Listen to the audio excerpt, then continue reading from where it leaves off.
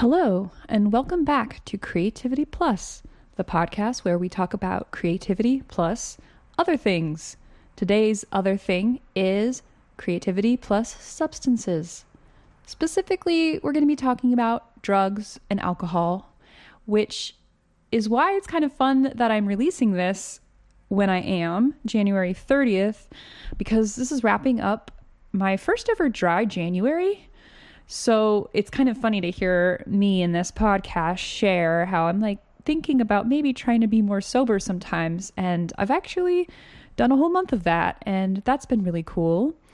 Today I am joined by my dear, dear friend, Michael, who is someone I feel like we've been friends in a past life or something, because when we met, it was like we were already best friends. And it's like, we've only spent a few hours, but I feel like I really know you already. I really, really enjoy having very long and spiritually based conversations with Michael. So I'm so happy to share that with you. And I'm also so excited for you to hear Michael's story, because his life really sounds like a movie. Like, you hear about people going to China to learn Kung Fu. Well, he actually did that. And while he's doing this extremely intense training with his Sifu, this is also when the story of his relationship with alcohol starts. So it's quite the journey, and it is so filled with wisdom and realizations. And it's just, yeah, there's so much here, and I'm really, really excited for this one. And I'm also a little nervous because I talk about my personal history with drugs and alcohol, and it's not something that I feel particularly proud of. And I'm a little bit afraid that you all will judge me, but I trust you. And, it's important to honor your past and be grateful for the journey that got you here. So with that being said, please enjoy Creativity Plus Episode 2, Creativity Plus Substances, with Michael Helgeson. Creativity Plus. Okay. All right. This is Episode 2, Creativity Plus. Thank you for being here, Michael. My pleasure. Thank you for having me. Yes, this is going to be great. And our topic today is going to be an interesting one. We are talking about creativity plus substances. Yes. Yeah. It just has weight to it, I think, as we say it. It does. I mean, why don't we kick off? Why don't you talk about creativity throughout your life and substances throughout your life? And we just go from there. We see how those two interplay. Sure. But how interesting. I have such a scattered history with both of those things. Yeah. I'll start with creativity. And for me, the first thing that comes to mind is movement. Yeah. The more, I would say creative artistic expressions I've dabbled in, but it was always movement that I was most drawn to. And for me, that was the martial arts. So I was obsessed with them from the first class that I ever took when I was a kid. I remember I had a paper out in Buffalo, New York, and I lost a fight with some bully on my route. And I was so pissed that I went home and I was like, Dad, I want to learn karate. Is this just the plot of Karate Kid? Yes, literally, right? I hadn't even seen that movie yet. Yeah, wow. And my dad was grew up in the 60s and 70s and had some strong hippie vibes. And he really liked the David Carradine series, Kung Fu. Mm-hmm. And my dad also a staunch Catholic, so nonviolent. And so he liked how David Carradine's character was like a spiritual, peaceful man. Yeah. And a super badass. Yeah. At the same great. time. Yeah. So he was like, Michael, why don't you how about Kung Fu? And I'm like, I don't care. I want to learn to fight. Wow. Yeah. So it was violence that led me to my revenge. I'm already learning something about myself. And from there, the blossom. And here we are today. But like, I should find that bully and write him a gratitude letter. Gosh. Oh, that's But yeah, so it started with Kung Fu. yeah. Oh, that's beautiful. And, you know, it evolved from there. I did Kung Fu for that year. We left and went to Tennessee. There was only a Taekwondo school for the martial arts. So I was like, that's what there is. So I'll do that. There was a little bit of other stuff woven into it. And then I learned some Tai Chi there as well. And that evolved, moved forward, you know, more and more and more as my life progressed. But I have always felt this like ability to, or even not even necessarily an ability, but like an impulse, like a need to express through movement. Yeah. And also I find, especially in the martial arts, like movement is an outlet for suppressed emotions. Oh, yeah. Yeah. Which I won't do yet, but we could easily transfer over to substance right there. So like, Yeah. you know, but things like rage, Okay. and, you know, lower key anger, and even just healthy aggression Yeah. that don't have much of a natural outlet in the day-to-day life, especially after you're not a kid anymore. Right. It's like playing. It's like playing. Yeah. When do you get to play? Yeah. You know, once you're big enough to actually hurt each other, you know, you can't do it anymore. Yeah. And that's right about the age that you really need to do it. Or always, probably. Yeah.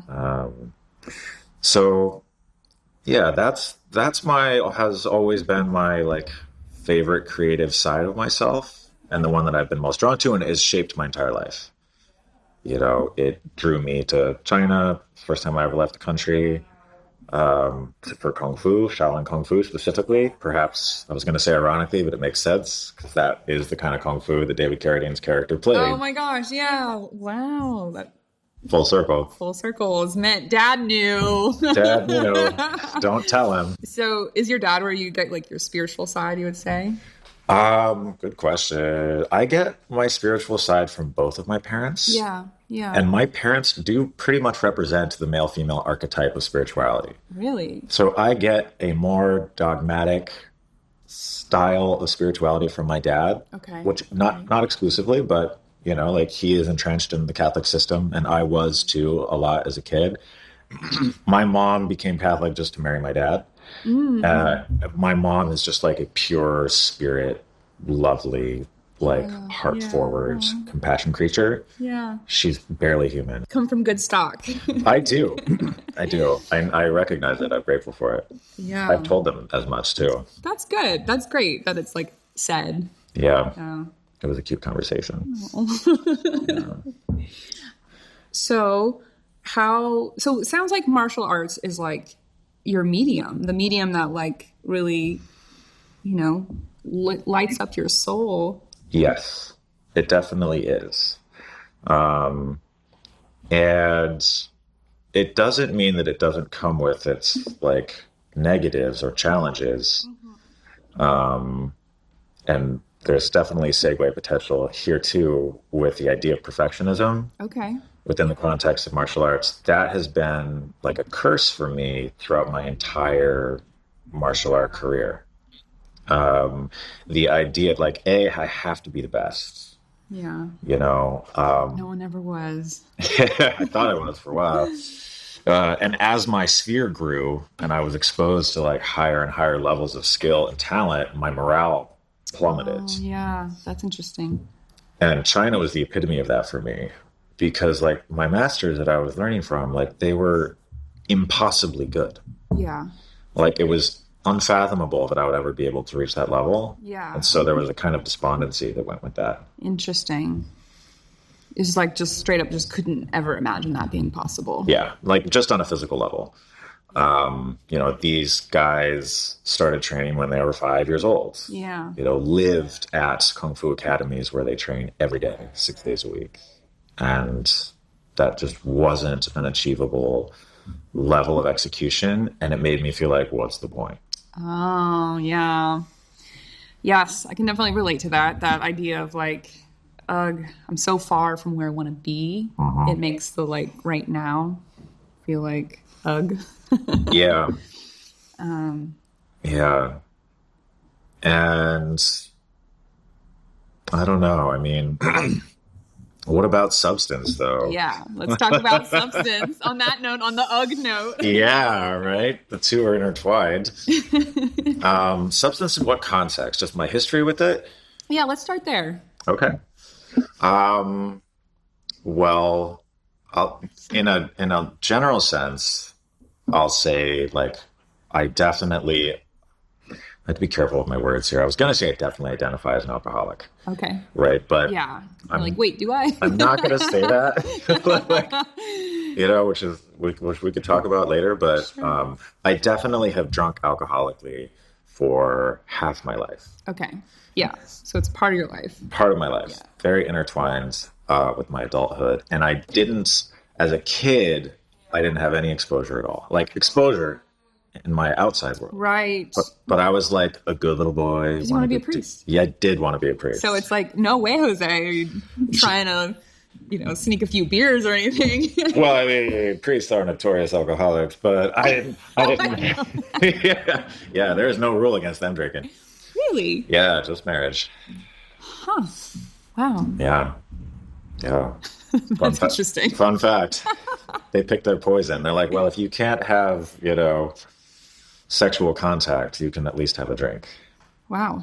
That's interesting. It is. But I didn't know that as a kid. But yeah. So you were a goody two-shoes. I was goody two-shoes. So I was like, drugs and alcohol are bad. Yeah. Which isn't true in a vacuum. But it can be true in situations. Yeah. So I didn't start drinking until I was 21. Okay, yeah. I never got a fake. I didn't like hang with the party crowds, any of that stuff. And then I became a bartender when I was like 24. And then I've been a part of that culture ever since. So I learned to drink a lot. Yeah. And did. Yeah. Drink a lot. And just so I'm not only talking about alcohol, like other substances. Yeah, what's the whole spread? Right? Because, different. I think one thing we'll cover today, or I hope we talk about, is like just talking about specific different types of things. Like it's, yeah. Yeah. Substances is a huge category. It's a huge category. And as we're talking about it now, I'm like, oh no. Like, Pandora's box. Yeah, we could pick any one slice and easily... You're right, fill up a lot. So yes. We'll just see where we go with it. See where it goes. Okay. Yeah. So like the two that appeal to me the most are alcohol and hallucinogenics. Mm-hmm. And I've tried almost everything that doesn't need a needle. Yeah. So like whatever, people talk about the drug use all the time. Like Coke and K and Molly and tried meth once. That was a terrible experience. Oh, yeah. But mostly as far as things that I've done, repeatedly, alcohol first and foremost, with a gradually worsening effects, and then hallucinogenics with always positive effects. Yeah. In my experience. Yeah. It does feel like hallucinogenics feel like their own category for sure. Yes.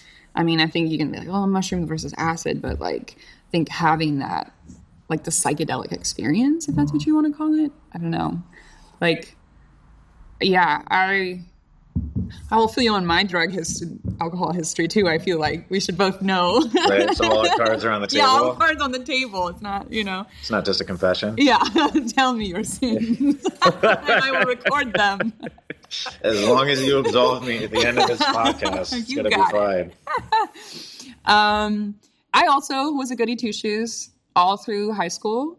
Then right before starting college, my brother... He's 3 years older, 2 like grades ahead. So he was about to go from community college to UCLA, and I was about to start 4-year university at Occidental College. And we took a Europe trip together for like 3 weeks, and was again like a goody two shoes the whole time. And then we went to Berlin, And it was like, I don't know, it was like partied hard. Like it was like getting drunk for the first time, you know, there. Great city choice. It was amazing. It was so fun. It was just like wandering around this crazy magical city and like meeting such cool people. So that was really positive. And then, you know, college drinking. It's just like so easy. You just start going to parties and there's alcohol. So, you know, it's like don't drink all the week and then drink very heavily on the weekends, you know.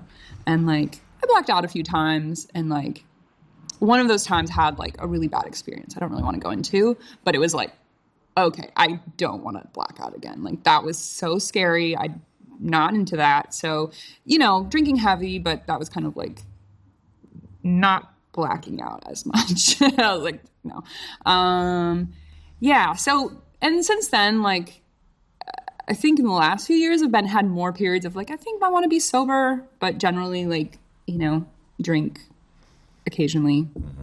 Now, hallucinogenics. The whole tone of voice changes. No, I went to a music festival, and my first music festival, and then it was my first time having psychedelics. I had a tab of acid, and it was amazing. It was like the best experience. It was like, at that point, I was agnostic. I was like, I didn't really care about if there's a God or not. I'm just here trying to find my way through this life, right? You know, and figure that out. But then it was like, whoa. And I had been meditating since I was 11. So I had a lot of years of meditation, and that was like, this is why I'm meditating. It was like I felt the power of my mind like change my reality around me. And additionally, it was the first time I understood the power of creating a narrative so strongly that you're putting yourself in a box. It was like, I'm calling myself an introvert, and I'm saying I'm not an artist. I'm saying these things that are just like, you know, why say them at all? And I'm believing them so intensely that I don't even realize that my whole world is like colored by that.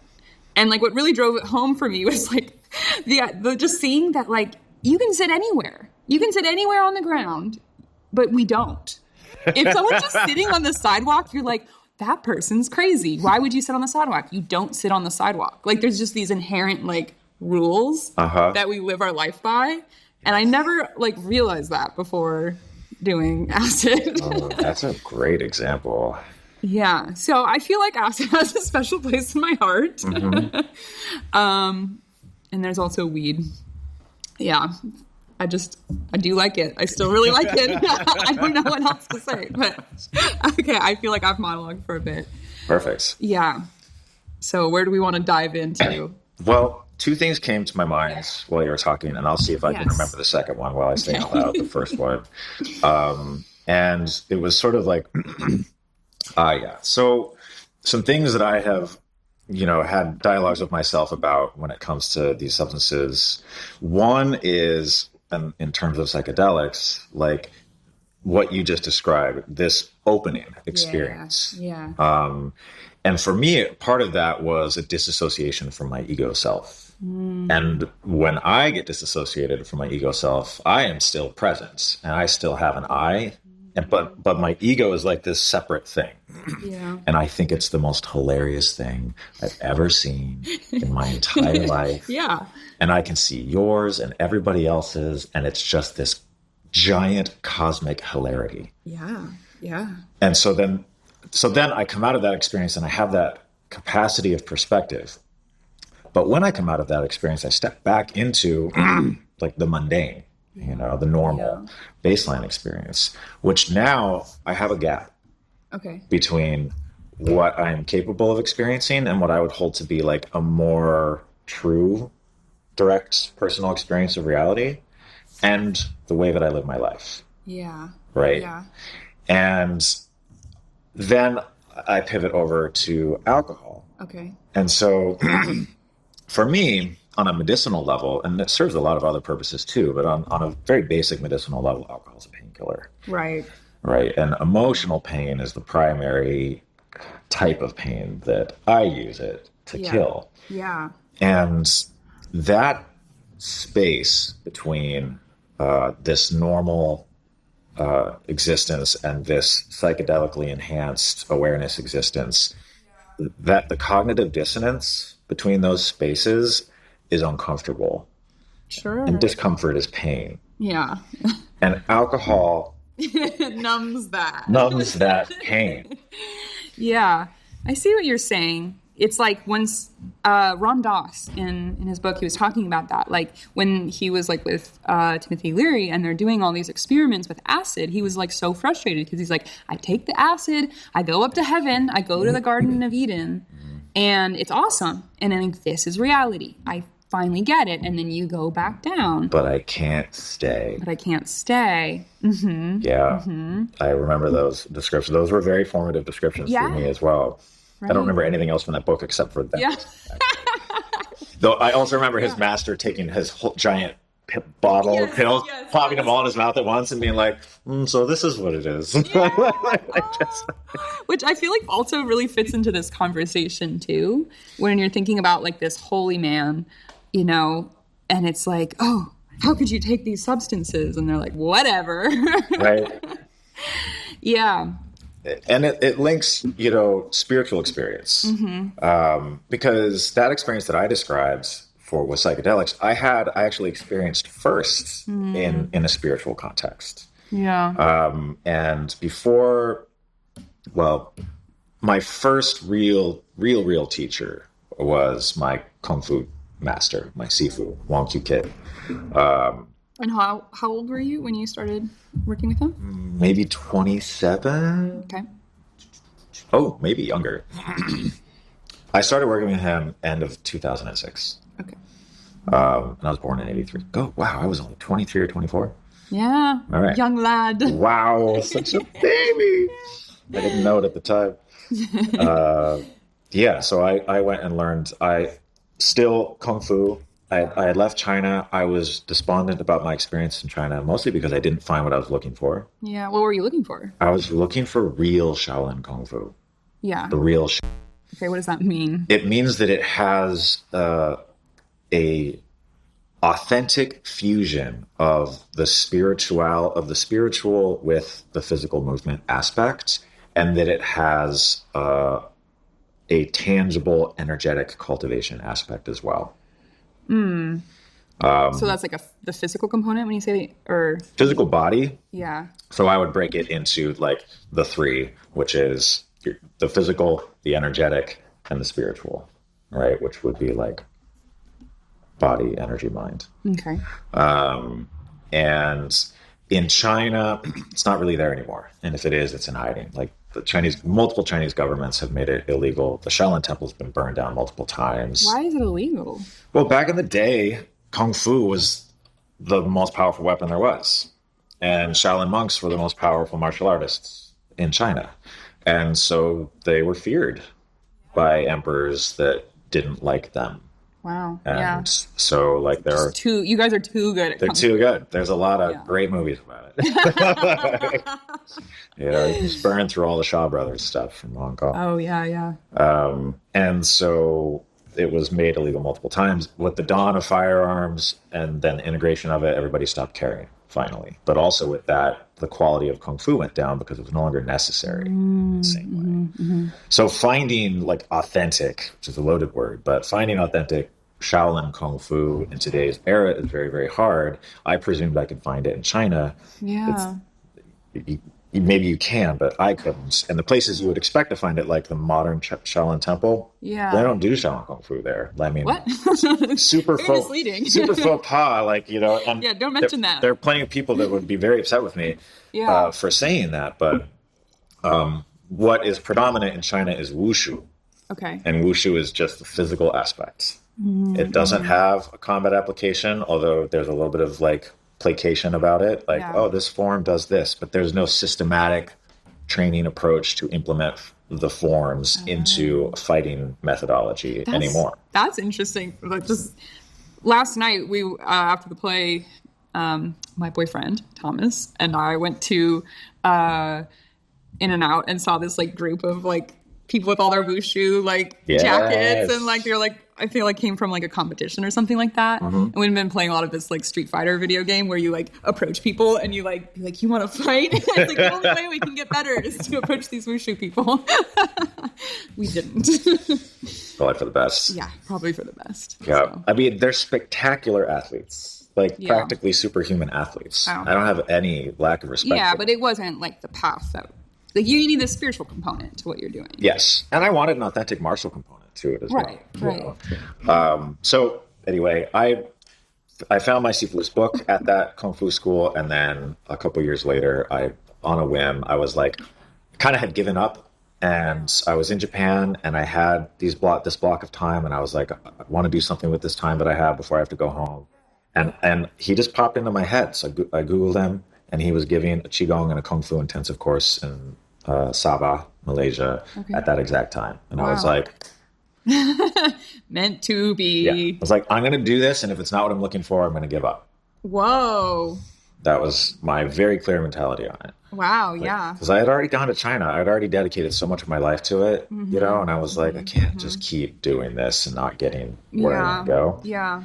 And I didn't have enough money to take his Kung Fu course. Okay. So it was Qigong first, Kung Fu second. I think it was $1,000 for the Qigong and like $1,500 for the Kung Fu. And I was like a poor college student. Yeah. So I scraped together enough just for the Qigong. It was cheaper. I didn't give a shit about Qigong. Yeah. Didn't even really know what it was. Yeah. And I went and took that because I was like, at least I'll meet him. And then like my mind was blown in the first 20 minutes of the first day. Amazing. Of course. Yeah. Which brings me back to that juxtaposition between, you know, the high level experience and the mundane experience. Okay. When I, through practicing my Sifu's energetic practices, Qigong practices, I could go to super blissed out energy states on a physical and emotional level, just like God status, you know, just like completely like bathed in like flowing bliss. Amazing. Right? Yeah. Great stuff. Yeah. And then I would descend back into my normal self. And as in the beginning, your skill isn't as deep, right? So that high isn't as high. But as I learned from him more and more and more, and I studied and practiced more and more and more, I got better and better and better, and I could go deeper and deeper and deeper. And I started to experience like extreme discomforts. Really? Like physical or emotional? Mostly emotional, also physical, occasionally. Yeah. And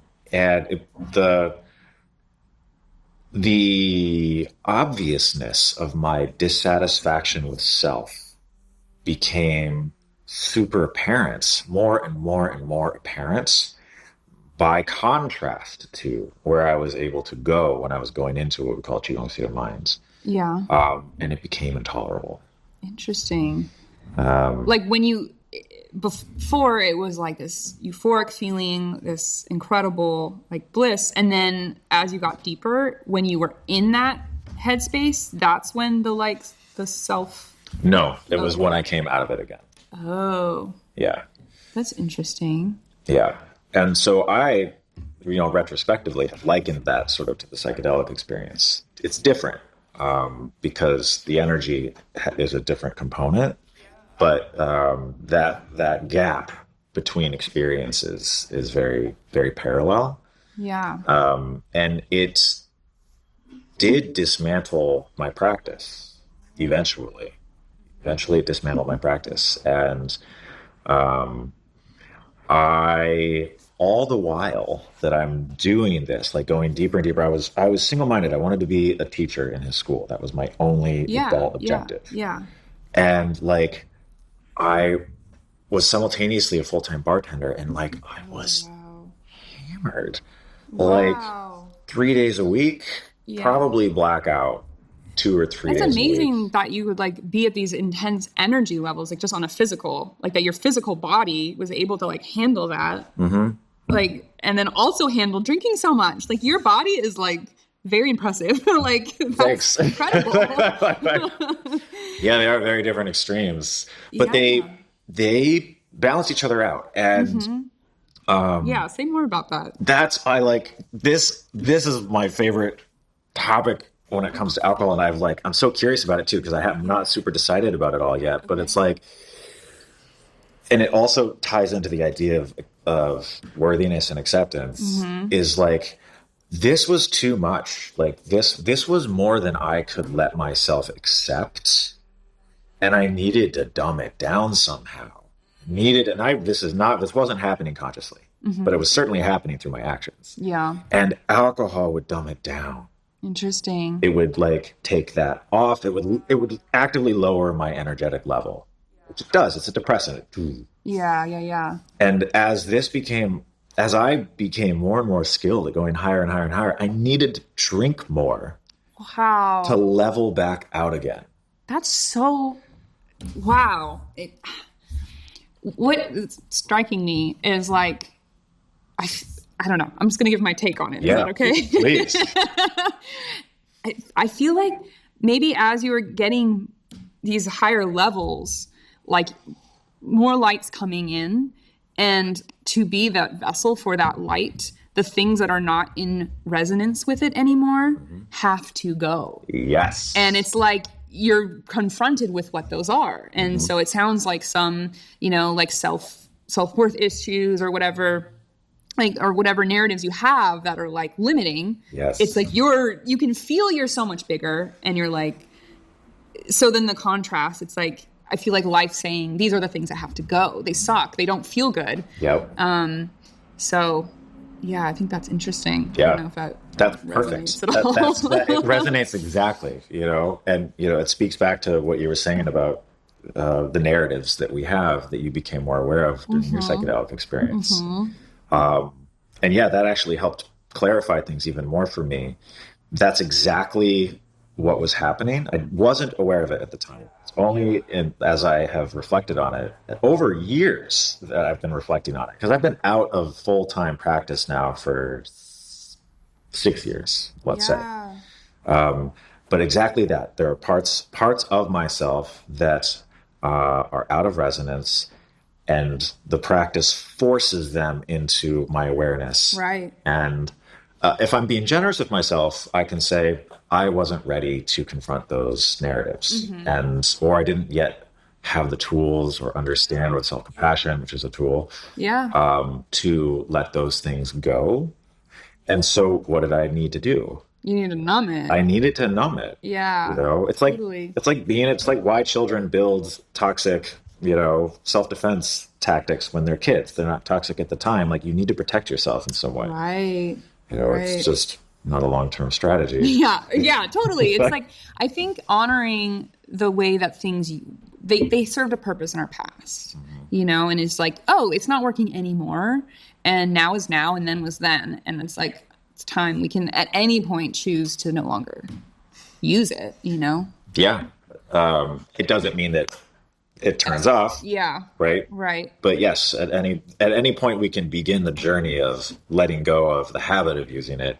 Yeah. Is how I would apply that to myself. Yeah. And so for me, like, my spiritual journey eventually transitioned out of sort of the acquisition of spiritual practice, energetic practice, meditation practice. I like did all these things. I went to Catholic, silent retreats. I went to Vipassana meditation retreats. I was looking, acquiring.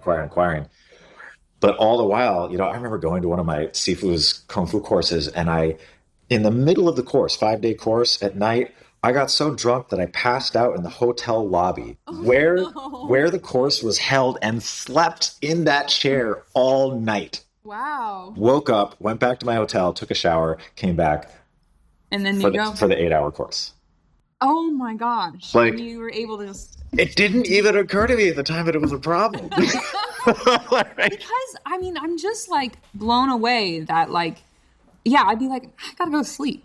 Or like, I gotta go, that you could do that, Well, part of it is the Qigong itself. I am literally taking in an external energy source. That's a really good point. Okay. Right. It's so giving. I get to cheat a little bit. Yeah. There's a cost to that, but so especially at a course, I'm able to ride my Sifu's energetic wave as well as the like communal so it's wave. Like you never had to address the come down. I see it. It's like you just are drinking and then you wake up and then you go into the ecstasy. There was no, like, as you say, the mundane. Yeah.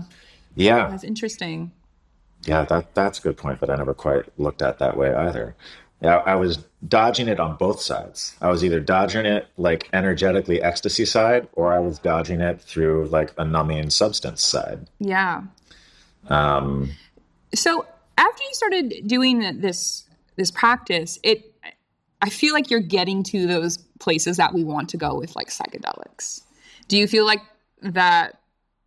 Is there like even a need to like, you know, try tripping, like when you have this practice that like gets you to those states? Yeah, I think so. Yeah. And I won't say, obviously I don't think it's prescriptive. Like, yeah. I'm like asking like on a personal level. On a personal level? For everybody. Yeah. Yeah, 100%. Yeah. Because they're different experiences. Yeah. Okay. And like I gave you that sort of trinity of mind, body, energy. And for me, psychedelics is all mind and way further. And so like I have had just like beautiful awareness openings of like cosmic reality in a psychedelic state that are different from any kind of mind-based awarenesses that I had in a elevated qigong state of mind. Interesting. And I didn't start doing psychedelics till I was maybe 30 years old, thereabouts. Yeah. And I'm 41 now. And so, like my first trip, for example, which was mushrooms, I had a couple of formative experiences, but one of them was just like life is a cosmic love story. Oh, I love that. Just like, and it wasn't like, it was a thought. It was like the words just fell into my mind. Yeah. But it was also like in that state. You felt it. Yes. It just was. Yeah. And I was a part of it. You're a part of it. Everything everywhere is a part of it. Yes. And it's sort of like, it makes everything beautiful, even tragedy, you know, in that space. And I also had an experience of pulling armor off of myself. Wow. And I've heard through conversations with other people of people having very, very similar experiences, like feeling this old crusty armor coming off, which was really cool. Yeah, that's amazing. So psychedelic experience is another one that was, it's better with friends. That was a different trip. But it was like, I was frustrated by the egos. Oh, yeah. It was the first time I had ever done a group psychedelic experience. And I was like, everybody just get on board with me. Yeah, the like set and setting, you know, and like the people that you do it with, like, yeah. You know. Not everybody's letting go. Like, I love to let go of my ego. Oh my God. Yeah. You know, it's like what I want. So I just want to move through the world like that. Yeah. Yeah. So when I'm in that state and other people aren't doing it, I'm like, you're bringing me down, bro. So I like ran away and went into the forest. And after like 20 steps, I was like, it's better with friends. Yeah, right. You know, it's the duality. Like, we're here for all of it. We're here for the introspective moments and for the community. Yeah, but I totally agree with that. Like, the spiritual journey, it's like important, and like, you know, you got to have time by yourself to pursue that, but it is so much better when other people around you are doing it too. Yeah. And you can, you know, really yeah. You know, it makes me think of the, you know, the Buddhist 3 things and how the Sanghas. Oh, sorry. No, you're good. You're good. I'm a terrible host. I'm hosting you. That's true. Okay. Enjoy the coffee. Thank you. Please continue. Sangha. I remember when I was younger, I was like, why is Sangha on the same level as like Dharma? You know, the teaching, all that shit. And then eventually. What is Sangha? Sangha is the community of practice. Oh, yeah. It's you and me having this conversation. Yes. Yeah. And it's like, oh. Because otherwise it's just me sitting in a room talking to myself. Yeah, right. And then it's like you have some crazy, what seems crazy experience. You're like, what is this? Life's changing. And it's so validating to talk to someone else. And they're like, yeah. I'm experiencing that too. Or like, yeah, you can help each other see your blind spots and like, yeah, feel that resonance for sure. Yeah. And something popped in my head when you were saying that, which is that like spiritual growth or progress or psychic change, that is a creative process. Like that is, I would say, the most fundamental creative process that there is. Yeah. And every living person is engaged in it, whether they know it or not. Right. And it's more fun together.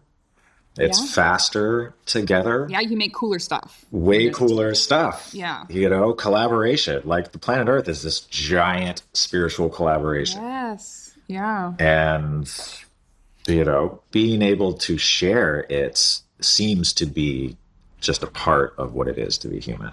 Like wanting to, feeling the impulse to share. Yes, totally. To like be seen. But I think something that I've been thinking about lately is like, we want to be seen as like our most authentic selves, but we don't fully understand that. I think when we're still in like our ego, like we know we want to be seen. We know we want to be loved.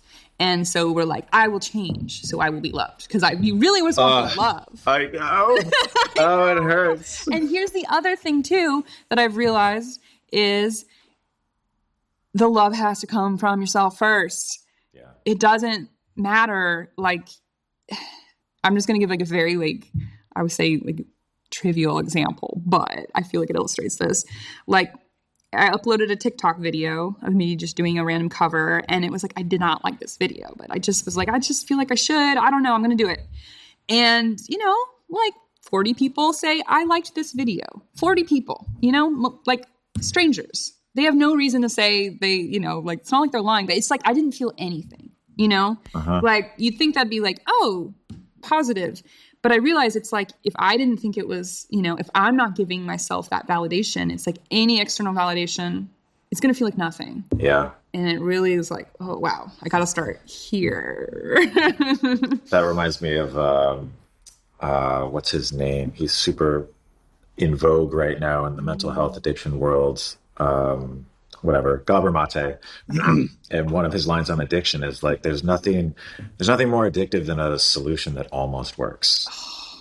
That's a really good line. And right. when it comes to like self-love and self-validation, something that almost works is outside validation. Right. It looks a lot like it feels a lot like it, but it doesn't quench the thirst. Yeah. But it comes close enough that we get a little bit of it and then we're like, well, maybe this is it and I just didn't get enough. Right. Oh. Which is the same with substance, you know? It's like the alcohol numbs the pain, like not all of it. But maybe I just didn't have enough. Oh no. Oh, no. You know? Just a little more. Let's try it. Get there. Let's try it again. You know, maybe if I combine it with something else. Yes. Okay. I think part of that is that ego versus soul. Ego wants to keep doing the same thing. Soul wants to expand to new things, new experiences, like evolve, expand. Soul or ego is like, because it's your mind. Yeah. It can only work with what you know, what you've experienced already. Right. So it's like trying to solve this problem. It's like, I don't feel good. When I drank before, I felt better. So let's do that again. And it's like, it reaches for the quickest tool it knows about. Yeah. So it's like we're stuck doing the same habits, but it's like, I don't know. I do feel like if we do shift into this like less like need to figure it out with our minds and move into our like, what does your heart tell you? You know, what does love tell you? What would love do? That eventually the ego will get on board. But it's so like just operating from what it knows. Yeah. It's like, well, I know that this works. You're trying to tell me that this doesn't work anymore. Like, it's like, you know, trying to stick this structure. Stick to it. And it's so safety driven. Like the ego wants to be safe, feel safe. And it's like, well, we're still alive, so it must be working. Right. Oh, that's a good line. Yeah. You know, it just keeps going back to that. Yes. And so it's like, I feel like from what you're saying, it's like, I think you need to feel safe. I feel like number one thing is like for your ego to like calm down a bit. It's like, you're okay. You're safe. You're good. You're all right. It's all going to be okay. Like you need to feel safe to like let that like defense, chill a bit. Yeah. And, like, yeah. Yeah. I think that's really well said. One of my favorite mantras, modern recent mantras, which are all just mental health based. I'm like, I'm no longer like, my spiritual practice is mental health practice. Yeah, sure. Sure. It's much more tangible and grounded. Yeah. And that's it. It's like, it's okay. I'm okay. It's going to be okay. Yeah. It's fine has a lot of overtones to it. Right, it's fine. Like, the burning feeling. Yeah. Exactly. Dog with a cup of coffee. It's like it's like this moment is better than fine. This moment has like all of the joy and bliss that we're seeking for actually is here. And can we relax into it? Yes. And another step further, we can't enjoy it unless we relax into it. It's already there. It's there. Exactly. It's like, I was thinking about this on my walk over here. It was one of those, in the Catholic Church, there's a lot of little like religious cards that have a painting, usually of a saint or something on one side, and then some kind of a prayer on the other side. And I was a super Catholic religious kid, a spiritual kid, and I had one that was Jesus, like living Jesus, and there's the door, like, and that's the door to your heart. Okay. And he's got the little flame on his head. It's not Jesus dying on a cross, thank God. Yeah, that one's a little. and he's knocking on the door. Yeah. But there's no doorknob on the outside. Oh. And I remember my dad being like, "Do you notice anything special about this door?" Yeah. He's like teaching moment with his child. Yeah. But it's like the message for me in that is like, the good thing is always there. It's omnipresent, and it's always knocking. It's always ready, eager even to come in. Yeah. But the door only opens from one side. And from our side. Yep. And that's it. So it's like, the level to which I am capable of accepting is identical to the level that I will receive. Yeah. And so, I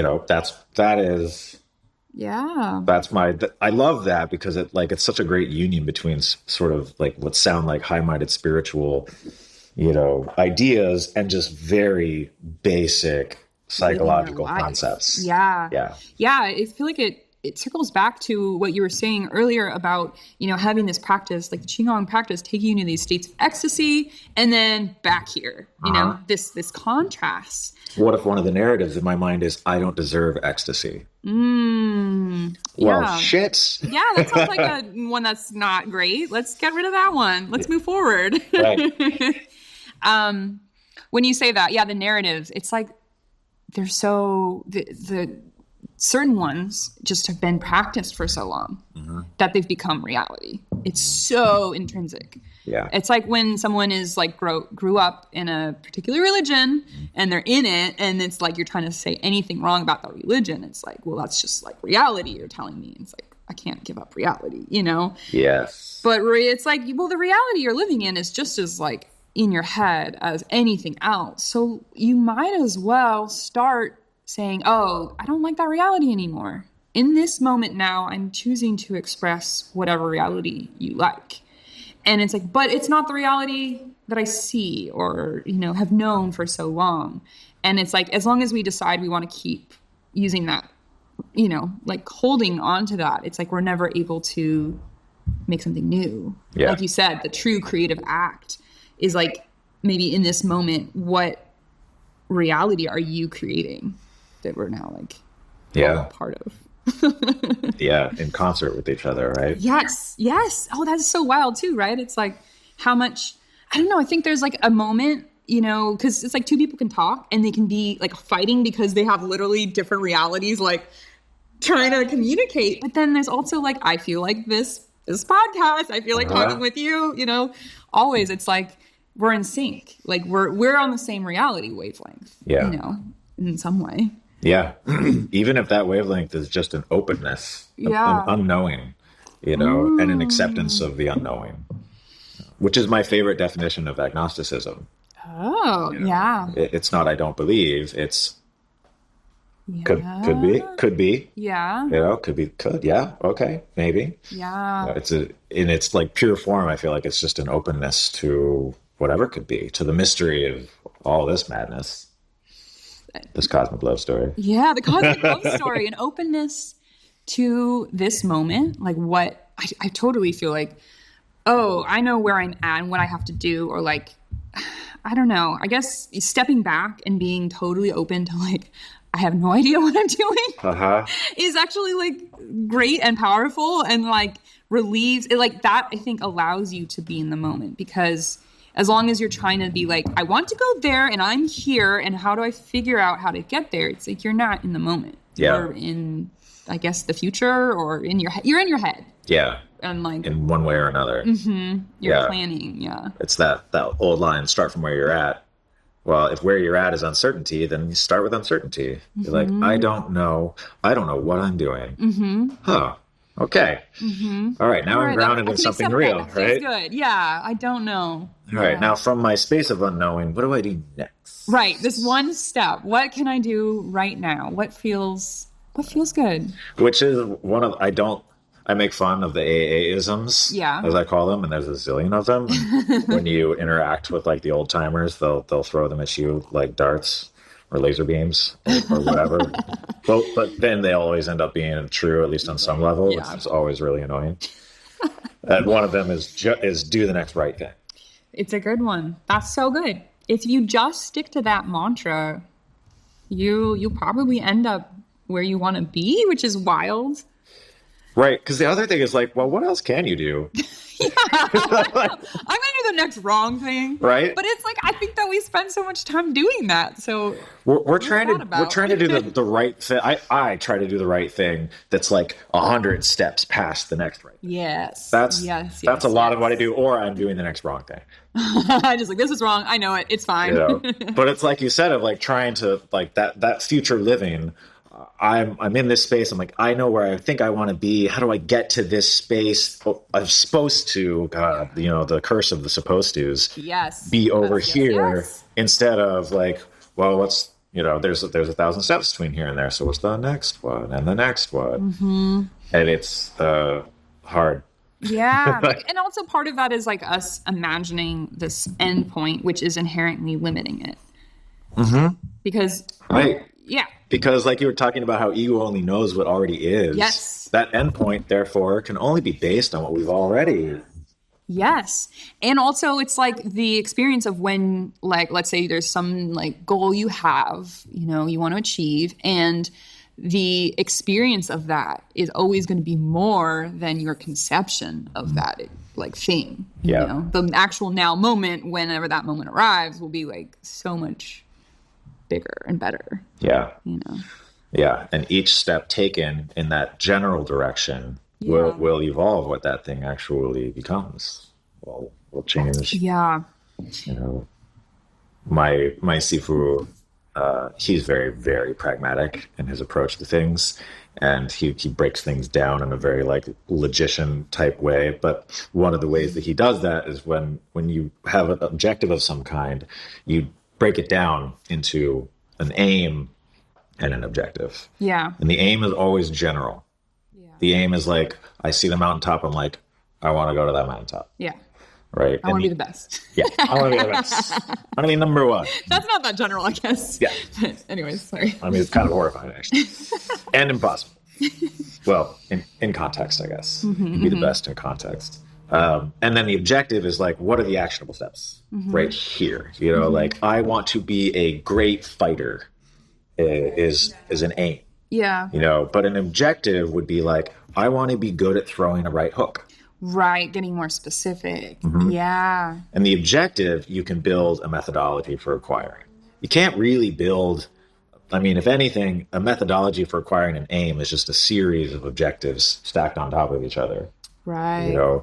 But it's general, and you need to keep the general so that you don't get trapped by it. So you don't start your journey in a cage, limited by all of our preconceptions and not being open to the infinity of things that's unknown. Right. The guidance, Yeah. I mean, I like the idea of like splitting those apart in general, because it's like, if you want to do something big, and I think we all do, you know, in our heart of hearts, but you don't get started on it because it's like, well, where does one even begin? Yeah. And I think just like taking that like zoom out, it's like, well, if I want to be a great fighter, I should probably start fighting. Like, well, what does that mean? You know, and it's like, maybe I could take a class or whatever. Like, start doing one. Is like, the smaller the step you can, you know, carve out for yourself, the easier it is to just do that little thing, you know? Yeah. Because it's like writing the whole song sounds scary, but sitting down with a guitar, maybe it's like, you know, and it's like, it sounds trite, you know, like the further we go with it, to me, the more trite it sounds to me. I'm like, okay, so this is like every like self-help guru ever. And it's like, of course it is. Yeah. Because it's true. Yeah, because they're all trying to say the same thing. That's how you get shit done, you know? Yeah. So how do you write a book? Well, you write one a page. Word is, Can't write a page, you write a sentence. You write a sentence, you write a word. Yeah. Keep reducing until it's actionable. You know, it's just, maybe people need to hear it again. Yeah. So we're saying it, yes. you know? Yep. So substances, good or bad? Good. Is that even a question that makes any sense? Right. I had somebody recently ask me that question about one of the bad substances. What are the bad substances? The question was about meth specifically. Okay. Yeah, I feel like that one gets labeled as like the bad ones. There's the cool ones. Yeah, and then there's like heroin and crack and meth, and it's like, well, those are bad. And he was like, he has someone in his life who is struggling with it. He was like, well, is it bad? Like, he was trying to understand. He was like, is meth bad? Yeah. And in my mind, I was like, you're 2 years old. Like, you're a little kid asking me the most basic, arguably useless question you could possibly ask me. Oh my God, yeah. It was like, it was like mind-boggling for me. It's just that temptation to simplify things down to like the platonic good and the platonic bad. I have some boxes I'd like to check off and like sort, you know, like it's in the mind. The mind is asking that question. It is. Sure. The mind is asking, the ego mind is asking that question. It wants to know where to categorize the thing. Yeah. Yeah. You know, and it's like, well, like, was alcohol bad for me? Sometimes, you know, but it's a part of my path. Right. Totally. It's part of your journey. Formative part of my path has led me to amazing things, has led me to interact with the recovery community. Yeah. Which is one of the greatest gifts of my current life. That's amazing. Like this spectacular, beautiful, life-affirming community of people struggling all together to build better lives, helping each other totally selflessly. Like, I would never have even known that existed if I hadn't have like gone to the dark side myself. Right. I do feel like it's something so special about, it's like when someone has like only ever been like happy and known exactly what they're meant to do with their life, it's just like, you're like, what? I don't know. You're like impressed, right? And it's like, oh, that's so cool. There's something about when you've gone through suffering, you've gone through confusion, feeling lost. It's like you can write such a good story. You can really speak, you know, I think to the duality of life, you know? I mean, everyone, I don't want to say that like, oh, some people just haven't even experienced pain. Everyone suffers. That's just part of being human. Because I think we're here to experience all of it. And we want to experience all of it. And it's like, we want to suffer a little bit. Oh, yeah, we clearly do. As evidenced by everything we've built. Yeah. Or a lot of it.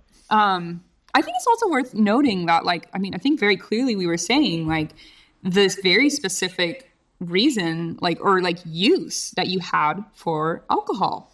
It was like, I was feeling these things. The come down was crazy. This helped numb it. This helped me survive, you know? And I think that's like, to acknowledge like why we use things instead of like, I was just dumb and making mistakes. It was like, you were choosing the tool that helped you with the task. Yes. At that time. Yeah. That's something that I stray from, like the 12-step kind of dogmatism at, is like, there's a lot of like, you know, addiction is insane. And I think the exact opposite. Addiction makes perfect sense. Yeah, right. It makes perfect sense. I think so too. And it's another Gabramati quote. It's like, not why the substance, why the pain. Something along those lines. You know, but the substance is always... is always secondary. It's the cure. Substance is the cure. Yeah. And it was. Yeah. But it has side effects. Right. You know, and like alcohol can be very creative, you know, especially conversation, especially if you're hyper burdened by anxiety, social anxiety, you know, and all of those inhibitors. Totally. It does bring down those walls. There's a reason everyone on the planet, every culture on earth has created it. Right. It's know? like, to be like, this is bad. It was always a mistake. I feel like, doesn't sound right. Yeah, it should have phased itself out by now. If it wasn't useful or like have this like purpose. Yeah. And there are plenty of people that don't have a problem with it. You know, I think the majority of people, I guess, are able to use it in context. Yeah. And then step away from it again. I do think like drinking in particular, like America has and like a lot of, not just America, a lot of countries does have a pretty like, I don't know. I don't think I think toxic relationship, you know, like just sort of built into our society. It's kind of like you're a teen or you're in college. I mean, the whole college thing. Yeah. It's like drinking is just like, that's what you do. Yeah. And like, it's deified. Yeah. And it's the solution to way too many problems. Right. There's such like this image of like, oh, a hard day, give me a drink. You know, like we have this image culturally. Yes. So like the idea, it's like, oh, I'm sober. Like what? Like that being so absurd, I think. Yeah, like being sober is punk. Like yeah, right. It's counterculture. Totally. It makes people uncomfortable. Yes. It used to make me uncomfortable. Yeah. It's like, whoa. It shined a light on what I was doing that I did not want shined. You know, and also I'm like, what, are you broken? What's wrong with you? What do I say? What, you know, like, I don't know what to do. Yeah. Because there's also, it's like when you're drinking and you're drinking with other people who are drinking, there's this like weird wavelength that you get on. Yes. And it's like, I love you. And like, there's like emotion and it's hilarious. And like, you know, there's that thing. And then you're like, wait, what if that isn't as cool? You know, like that energy. Like, I feel like if someone's not drinking, that they'll be like, I think the judgment. I think that's what it is. It's like, oh, are you judging me? Or like, yeah. If we feel some type of way about someone, it's of course like our own internal. Yeah, I think it's linked to vulnerability too. Yeah, because for a lot of us, for at least for myself, like alcohol was a tool that I used to be vulnerable. Yeah, you know, and vulnerability is like an essential thing to feel connection with human beings, in my opinion. Like without vulnerability, you're only getting to know my mask of self that I've crafted for you so I can feel safe. Yeah. You know, but when I let down my mask and am vulnerable, then I actually feel a sense of authentic connection, which is another thing that I definitely went to substance for, was to get that, especially growing up gay and in hiding for like all of my developmental years. Oh my God, yeah. You know, that essentially some part of me lived in total isolation. Wow, yeah. For years. You know, isolated from all friends and family, parents, everything, right? So any tool that helped me feel like I wasn't alone, helped me feel like I was connected to other people was like water in the desert. Right. You know? Oh, and you're stepping, you know, you just described becoming a bartender. It's like you're stepping into a social world, like your coworkers and like, this is what we do. Do you want to be our friend? Do you want to connect with us? This is the price of that, or like, this is the kind of condition. Yeah. The cost of admission, as Dan Savage would say. Yeah. And my first bar job was at a gay bar. Oh, wow. Which was no coincidence, because I felt estranged from the gay community. I wanted to feel like I belonged to that community. So I was like, this is a way in. Oh man. Totally makes sense. You know, that was my approach. Yeah.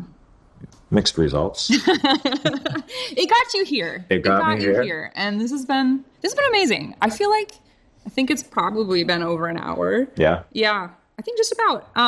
Perfect. I'd like to just ask some lightning round questions, just a few to wrap up.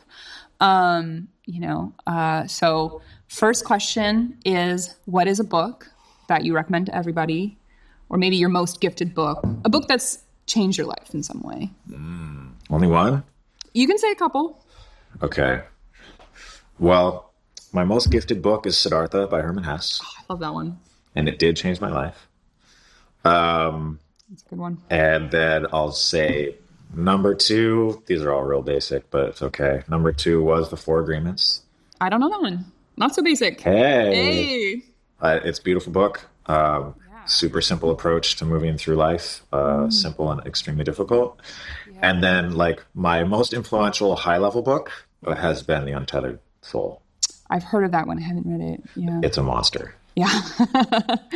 Little book, every paragraph is just like, woo! Oh, you can go slowly through it and just enjoy. Yeah.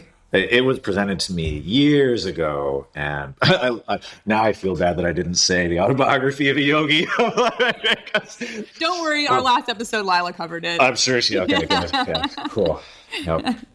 But Untethered Soul, Michael Singer is the author, and I definitely wasn't ready to read it until the last couple of years. Is he the one who also did the like surrender experiment? I don't know. Okay.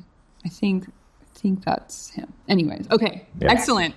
I'm going to put all of these titles in the like show notes so people can check them out. Okay, second lightning round question. What is a habit that you've recently picked up or has just been feeling really, really right, really good right now? Or like life hack kind of thing? The mantra, I am not responsible for other people's thoughts and actions. Oh, that's a good one. Yeah. Just repeating that. Yes. I came across it there's a Buddhist recovery book called, I forget, and Refuge Recovery.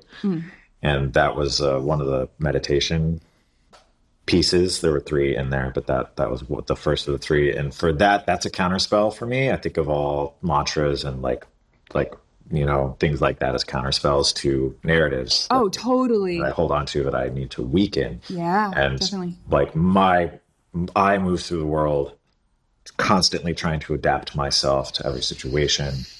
And then I turned it into a career as a bartender. Wow. Right. Yeah, and so it's very deeply entrenched in me, and it's got to go.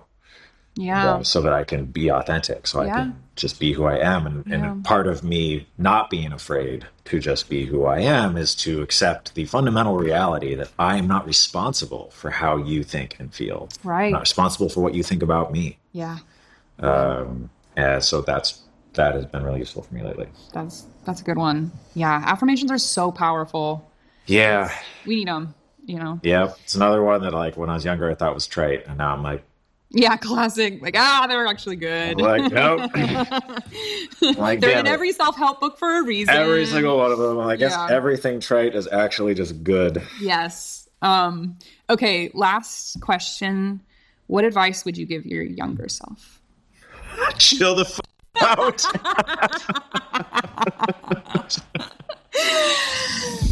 Advice. Yeah. I think we all can learn from that one. Yeah. I think we all can just repeat, just chill the out. Yeah. It's not that serious, bro. Yeah. Like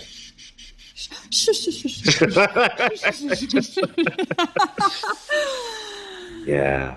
Give yourself that hug, guy. Yeah. Everyone just give yourself a hug. Just saying it out loud makes me feel good. Because I'm carrying my younger self around with me. Yeah. I don't have to have a time machine to give that advice to myself. Like, little Michael. Yeah, he still gets his hands on the steering wheel all the time.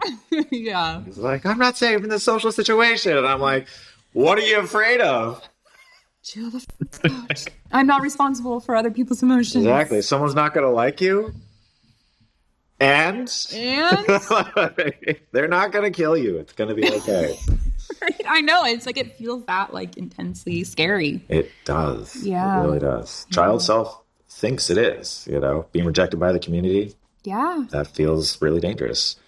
Not having the unconditional love of our parents feels dangerous. It does. Right. As a child, it's like it literally is. It's like we would be.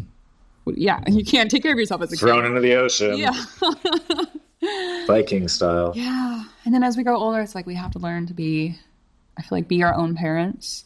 Yeah. But I think also I love the metaphor of like God or the universe or the higher power, like that what we want from our parents, that ideal relationship where it's like unconditional love, supporting you, teaching you, helping you like grow and be your best self. It's like that's what we want. To like now we need to find that within like the universe and just like in life. I 100% agree. That's another it's kind of a mantra that I use. It's a prayer that I use. Sometimes I'll direct it at Guru or just at the universe or at, I actually use Guru's teacher a lot, Sri Yukteswar. Yeah. For some reason, I feel a very fatherly love from him. And the prayer is, let me let you love the parts of me that I don't know how to until I learn to love them how you can love them. And then it's perfect. So I can love what I'm capable of, and I let them fill in all the gaps. Yeah. Yeah. And then I learn how they're doing it gradually, and then I do it. It's so, I mean, that's just beautiful. Like, it gives us, we're like, I don't love myself yet, right? Oh, it's like you realize that there's these things that you're holding on to, and it's like, how do I let go of them, right? That energy is not it. But I love that statement because it says, I'm here and the love is already there. I don't need to figure out how to, just naturally living my life, I will release that. I don't have to be there now. I can just lean into the parts of love that I can feel and I can tap into. So, yeah. I think that's a beautiful way to end it, Michael. Thank you so much. My pleasure. What a joy. This has been a wonderful second episode. Thank you for having me. Of course. Before we end, just is there any social media? Like, how can people find you if you want them to find you? You don't have to share, but if you're interested, Yeah, I mean, I don't have a public presence, but if somebody, for some reason, based on this, wants to reach out to me, they could find me on Instagram because that's a safe place to find me. Okay. My handle is Cecil Kuhn. Okay. CECIL_KUN. Perfect. All right. Thank you so much. This has been amazing. My pleasure.